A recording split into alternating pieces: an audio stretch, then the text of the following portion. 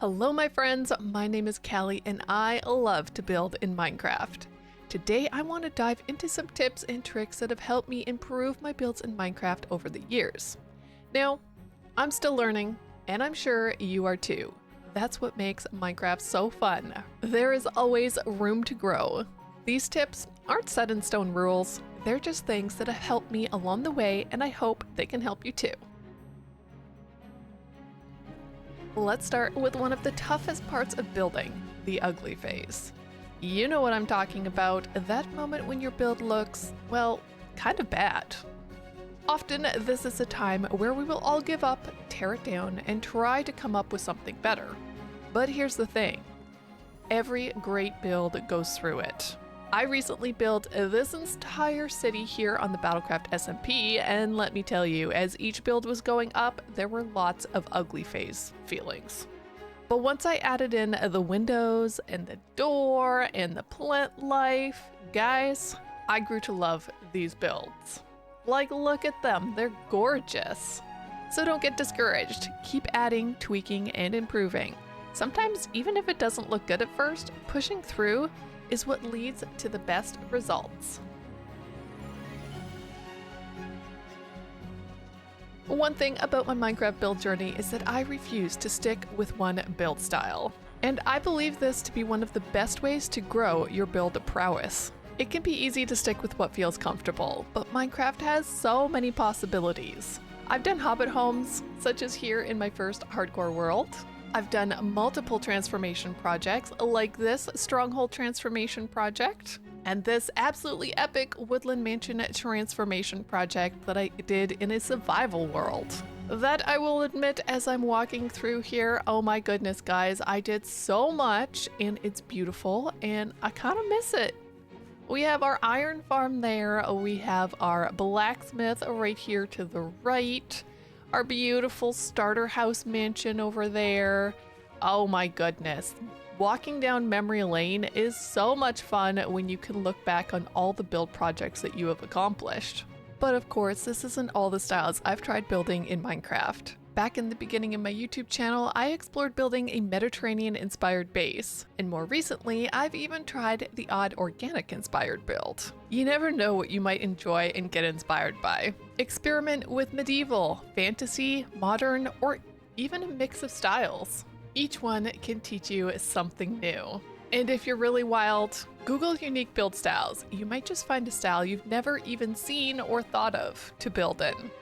Like I did here with this rammed earth style in my current hardcore world. I never knew this even existed, but putting it here in my world, testing it out, it looks absolutely gorgeous and beautiful and such a cool build style to build in.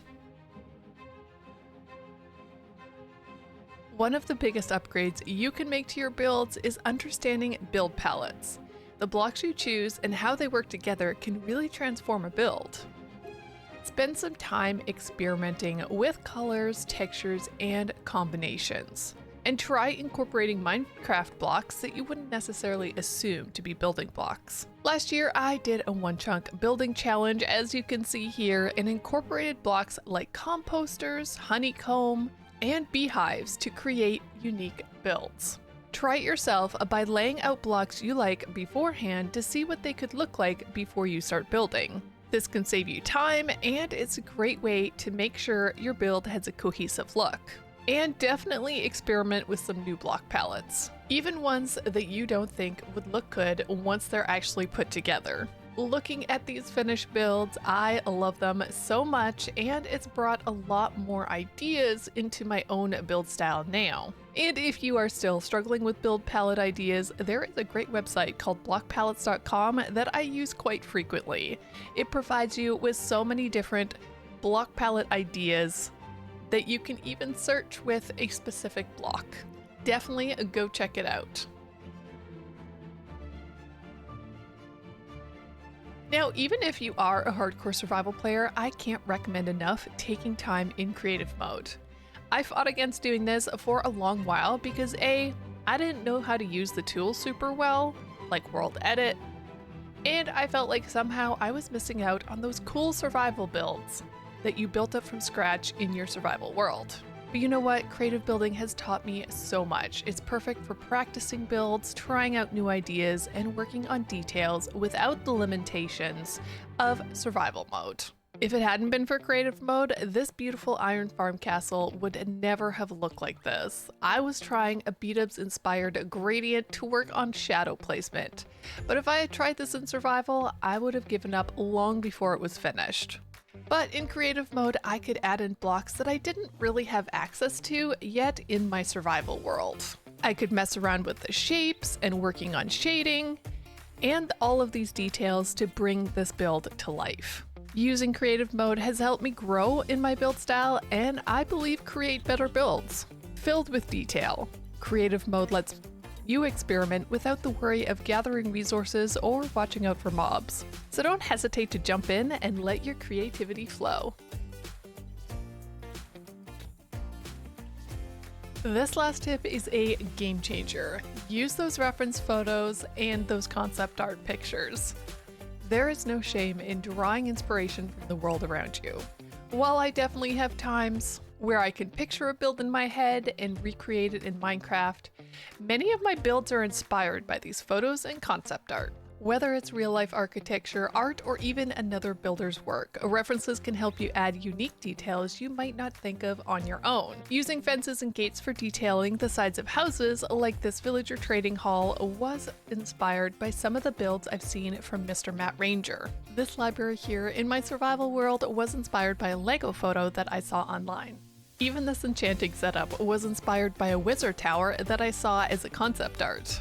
And the cityscape here on the Battlecraft SMP was inspired by Iskall and Stress's Murder Mystery Street on the Hermitcraft server this season. Just, you know, with a whole lot more modded blocks. I have learned so much by using reference images to guide my builds. It's like having a blueprint for creativity.